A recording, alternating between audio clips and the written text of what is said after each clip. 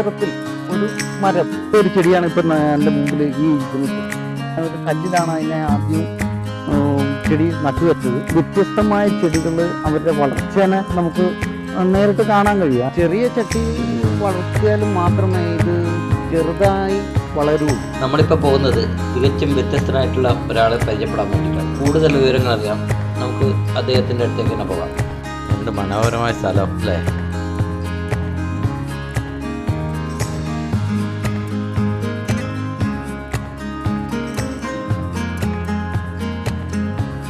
ആളിവിടെ ഒന്നും കാണുന്നില്ലല്ലോ, എവിടെയെങ്കിലും ഉണ്ടാവും.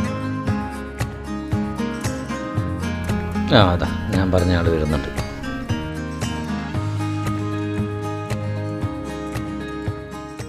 ഇതാണ് നമ്മുടെ സ്വന്തം ദിനേശൻ ആചാരി. കൂടുതൽ വിവരങ്ങൾ അറിയാൻ നമുക്ക് അദ്ദേഹത്തോട് തന്നെ ചോദിക്കാം. ഞങ്ങളുടെ യൂട്യൂബ് ചാനലിന് വേണ്ടി പ്രേക്ഷകർക്കായി താങ്കളെപ്പറ്റി കൂടുതൽ അറിയാൻ വേണ്ടിയിട്ടാണ് ഞങ്ങൾ വന്നത്. താങ്കളെപ്പറ്റി ഒരുപാട് കേട്ടിട്ടുണ്ട്.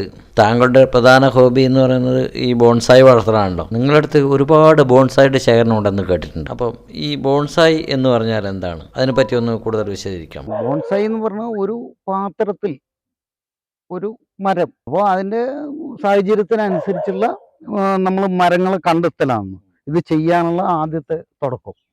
അപ്പോൾ ഇത് ചെയ്യുമ്പോൾ എന്ന് പറഞ്ഞാൽ അതിന് നമുക്ക് അനുയോജ്യമായ മരങ്ങൾ, ഒരുപാട് ആയുസ്സുള്ള മരങ്ങളെ കണ്ടെത്തുക. അതുപോലെ പടർന്ന് പന്തലിക്കുന്ന മരങ്ങളെ കണ്ടെത്തുക. വളരെ ചെറിയ ഇലകൾ ഉണ്ടാകുന്ന മരങ്ങളെ കണ്ടെത്തുക. ഇങ്ങനെയുള്ള മരങ്ങളെ കണ്ടെത്തിയിട്ട് വേണം ഇതിനെ ചെയ്യാൻ.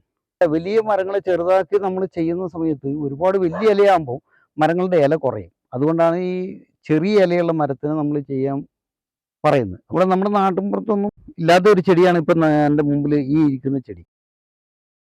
ഇതിൻ്റെ ഈ ഇലേൻ്റെ അറ്റത്ത് ഇതുമാതിരിയുള്ള ഒരു വലിയൊരു പാത്രം ഉണ്ടാവും. അതിപ്പം ഒരു എന്താ പറയുക, ഒരു 4-5 ഇഞ്ച് വലിപ്പം വരും. ആ വലിപ്പം വന്നു കഴിഞ്ഞാൽ അതിനൊരു വായും അടപ്പും കാര്യങ്ങളൊക്കെ ഉണ്ട്. അപ്പോൾ ഇതിനകത്ത് വീഴുന്ന പ്രാണികളെയാണ് അത് ഭക്ഷിക്കുന്നത്, ജീവിച്ചു പോകുന്നു. പിന്നെ ഫൈക്കസ് എന്നാ പറയുക. ഫൈക്കസ് എന്ന് പറയുമ്പോൾ നമ്മൾ ഈ തടീൻ്റെ മുകളിൽ നിന്ന് വേര് വളരുന്ന എല്ലാ വൃക്ഷത്തിനെ അങ്ങനെ തന്നെയാണ് പറയുക. ഇത് നമ്മൾ സ്വദേശിയല്ല, ഇതേത് വിദേശത്താണ് ഇതിൻ്റെ ജന്മസ്ഥലമൊക്കെ. അപ്പം ഇതിപ്പോൾ ഞാനൊരു 10 വർഷത്തിന് മുകളിലായി. ഇതിനെ നമ്മൾ കാശാവ് എന്നാണ് ഇതിൻ്റെ പേര്. കാശാവ് എന്ന് പറയുമ്പോൾ ഇവിടെ നമ്മൾ ഈ കായാമ്പൂ ഇതാണ് കായാമ്പൂ എന്നൊക്കെ ഇതിനൊരു പേരുണ്ട്. കായാമ്പൂ പൂ ഉണ്ടാകുന്ന ചെടിയാണിത്. അത് അധിക പേരും നമ്മുടെ നാട്ടുപുറത്തുണ്ടെങ്കിൽ കൃത്യമായിട്ട് ആർക്കും അറിയില്ല.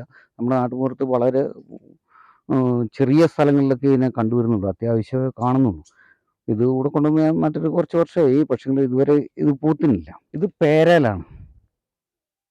ഇതൊരു 10-15 വർഷത്തെ പ്രായമുണ്ട് അതിപ്പം നമ്മൾ ഇങ്ങനെ കാണുമ്പോൾ ഉണ്ടാകുന്ന ഒരു വ്യത്യാസം വേറെയുണ്ട്. നമ്മൾ ഇതിനെ ഡിസ്പ്ലേ ചെയ്ത് വെച്ചാൽ മാത്രമേ അതിൻ്റെ ഒരു യഥാർത്ഥമായ ഒരു സൗന്ദര്യത്തിൽ നമുക്ക് കാണാൻ പറ്റുള്ളൂ. ഒരു കല്ലിലാണ് അതിനെ ആദ്യം ചെടി നട്ടുവെച്ചത്. പിന്നെ കല്ലിൽ നിന്ന് വളർന്ന് അത് കുറച്ചുകൂടി വലുതായി. ഇപ്പോൾ ആ കല്ല് അതേപോലെ തന്നെ നിൽപ്പുണ്ട്. ബാക്കി തേച്ചും ചട്ടിയിലേക്ക് മാറ്റിയതാണ്. ഇത് നമ്മൾ നാട്ടിൻപുറത്ത് ഇതിനെ കോളിമരം എന്നാണ് പറയുക. ഇതിനെ കോളി എന്ന് പറഞ്ഞാൽ മറ്റു മരത്തിനെ ആശ്രയിച്ച് വളരുന്ന മരങ്ങളിൽ പെട്ടതാണ്. ഇത് ഒരു 10-22 വർഷത്തോളമായിട്ട് ഞാൻ ഇതിനെ വളർത്തിക്കൊണ്ടിരിക്കുകയാണ്. കല്ലാല് ഇത് ശരിക്കും ഈ ചെങ്കല്ലിൻ്റെ മുകളിലാണ് ഈ മരം കൂടുതൽ പിടിച്ചു നിൽക്കൽ. ഞാൻ അവിടെ ചട്ടിയിൽ വളർത്തുന്നുണ്ട്. ഓ, അത് ശരി. ഈ ചെങ്കല്ലിന് സപ്പോർട്ട് കൊടുത്തിട്ടുണ്ടല്ലോ അല്ലേ? അത് ചെങ്കല്ല് സപ്പോർട്ട് കൊടുത്തതാണ്. ചെങ്കല്ലിൻ്റെ മുകളിൽ ഞാൻ വേറൊരു ചെടീനെ വെച്ചിട്ടുണ്ട്, ഫൈക്കസ് തന്നെ. ഇത് നമ്മുടെ സ്വദേശിയല്ല. ഫൈക്കസ് എന്ന് പറയുന്നത് ഇത് നമ്മുടെ ഈ കോളി മരത്തിനൊക്കെ ഫൈക്കസിൻ്റെ ഇനത്തിൽ പെടുത്താം. കാരണം ഇതിന് കീഴേക്ക് കൊമ്പിൻ്റെ മുകളിൽ നിന്ന് വേര് വരുന്ന സാധനങ്ങൾ ഉപയോഗിച്ച് ഫൈക്കസിൻ്റെ വർഗത്തിൽ പെടുന്ന. ഇതാണ് 13 എന്ന് പറയുന്ന മരം.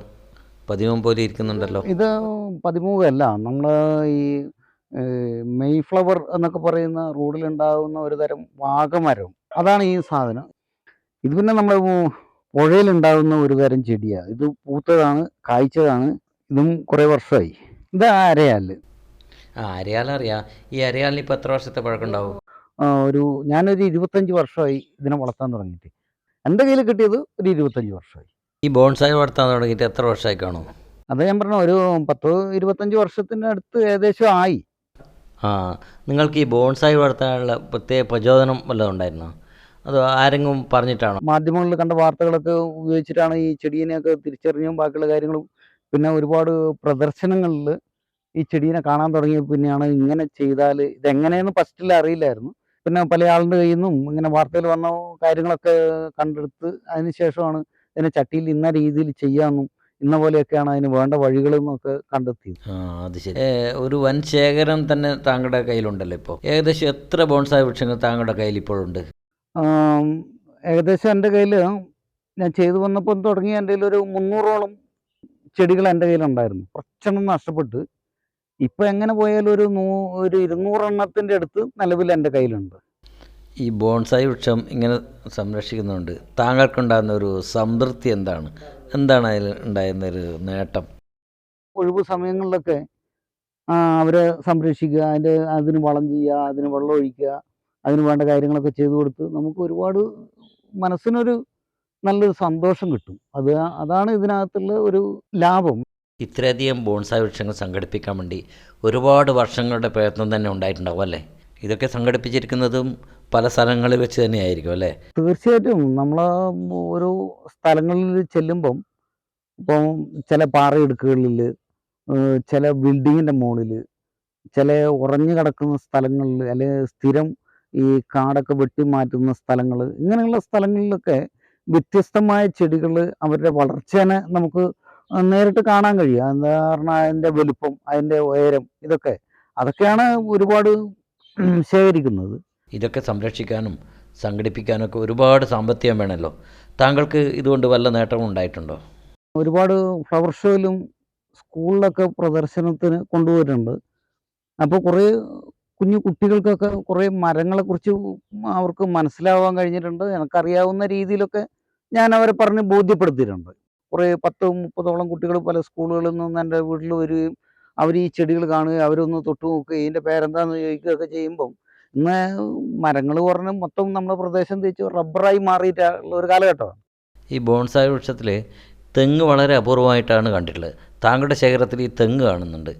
ഈ തെങ്ങിൽ തേങ്ങ പിടിക്കുമോ? ഈ തെങ്ങെന്ന് പറഞ്ഞാൽ ഒറ്റത്തടി വൃക്ഷമാണല്ലോ. ഈ ഒറ്റത്തടി വൃക്ഷവും ഇങ്ങനെ ബോൺസായി ആക്കാൻ പറ്റും അല്ലേ? ശരിക്കും കായ് പിടിക്കുമെന്നാണ് എൻ്റെ വിശ്വാസം. ഇപ്പോൾ കായൊന്നും കായ്ച്ചൊന്നുമില്ല. പക്ഷേങ്കിൽ ഈ ഒറ്റത്തടി വൃക്ഷം നമുക്കതിനെ ശിഖരങ്ങളൊന്നും വെട്ടിക്കളയാൻ പറ്റില്ല, അതിൻ്റെ ഉയരം കുറക്കാൻ പറ്റില്ല. ഇങ്ങനെയുള്ള വിഷയങ്ങളൊക്കെ വരുമ്പം ഈ ചെറിയ പാത്രം, കുറഞ്ഞ മണ്ണ്, ഇതൊക്കെ ആകുമ്പം അതിൻ്റെ വളർച്ചയ്ക്ക് ചെറിയൊരു സാവധാനം വരും. ഇതൊക്കെ വളർത്തിയിരിക്കുന്നത് ഈ വളരെ ചെറിയ ചട്ടിയിലാണല്ലോ. എന്തുകൊണ്ടാണ് ഈ ചെറിയ ചട്ടിയിൽ വളർത്തിയിരിക്കുന്നത്? അപ്പോൾ അതിൻ്റെ വളർച്ച കിട്ടുമോ? ചെറിയ ചട്ടി വളർത്തിയാൽ മാത്രമേ ഇത് ചെറുതായി വളരുള്ളൂ. നമ്മൾ ചെടി വളരുന്നതിനനുസരിച്ച് ചട്ടീൻ്റെ വലുപ്പം കൂട്ടിയെടുക്കണം. പിന്നെ രണ്ടാമത്തെ കാര്യം, ഇതിനെ നമുക്ക് മറ്റൊരു സ്ഥലത്തേക്ക് കൊണ്ടുപോകാനും അല്ലെങ്കിൽ പ്രദർശനത്തിന് കൊണ്ടുപോകാനും എളുപ്പത്തിൽ കൊണ്ടുപോകാനും അല്ലെങ്കിൽ ഭാരം കുറക്കാനും പറ്റും ചെറിയ ചട്ടിയാകുമ്പോൾ. അപ്പോൾ ഇതാകുമ്പോൾ നമുക്ക് ഒരു 10 വർഷം അല്ലെങ്കിൽ ഒരു 15 വർഷം പ്രായമുള്ള ഒരു ചെടീനെയൊക്കെ നമ്മുടെ ഉള്ളം കയ്യിൽ വെച്ച് നമുക്ക് നടന്ന് കൊണ്ടുപോകാം. ഇത്രയും സമയം നമ്മുടെ ചാനലിന് വേണ്ടി ബോൺസായി വൃക്ഷങ്ങളെ പറ്റിയും മറ്റു പല കാര്യങ്ങളും നമുക്ക് ഒരുപാട് അറിവുകൾ പറഞ്ഞു തന്ന ദിനേശനെ നമ്മുടെ ചാനലിൻ്റെ പേരിൽ 1000 അഭിനന്ദനങ്ങൾ. അതുപോലെ ഇത്തരത്തിലുള്ള ഒരുപാട് ശേഖരങ്ങൾ സംഘടിപ്പിക്കാനും ഒരുപാട് പ്രോത്സാഹനങ്ങളും സമ്മാനങ്ങളും ഒക്കെ ലഭിക്കുകയും ചെയ്യട്ടെ.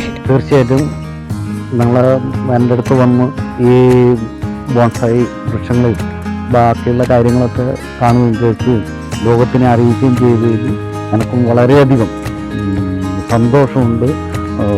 ഭയങ്കരം എനിക്കത് പറഞ്ഞറിയിക്കാൻ പറ്റുന്നില്ല നിങ്ങൾക്കുള്ള ആ സ്നേഹം, ഇഷ്ടം. ഇനിയും ഇതുപോലെയുള്ള ഒരുപാട് നമ്മുടെ നാട്ടിൻപുറത്തുള്ള ആൾക്കാരെ സമൂഹത്തിന് മുമ്പിൽ അറിയിക്കാനും കാണിക്കാനും അവരുടെ കഴിവിനെ സമൂഹത്തിലെത്തിക്കാനും നിങ്ങളെ ചാനൽ എപ്പോഴും ഞങ്ങളെയൊക്കെ കൂടെ ഉണ്ടാവണം എന്ന് പ്രാർത്ഥിച്ചുകൊണ്ട് നന്ദി, നമസ്കാരം.